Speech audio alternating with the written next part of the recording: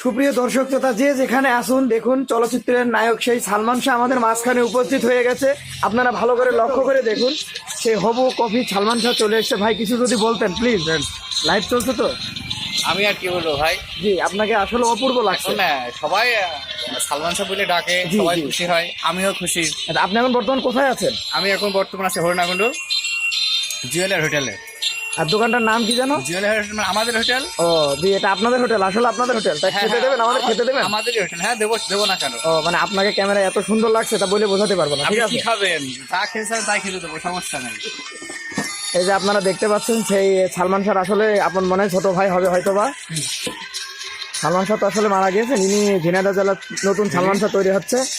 তো সবাই একটু শেয়ার করবেন ভিডিওটা। আসলে দেখুন চেহারাটা, ভাই একটু যদি আর একটু তাকাইতেন ভালো করে।